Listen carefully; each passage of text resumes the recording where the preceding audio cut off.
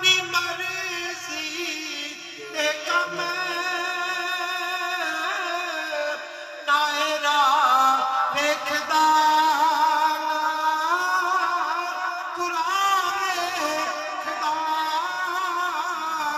इश्क करदा सदा अपनी मर्जी दे कम नायरा वेखदा कुरान वेखदा जिथे जावे झुका दे आशिक दा सर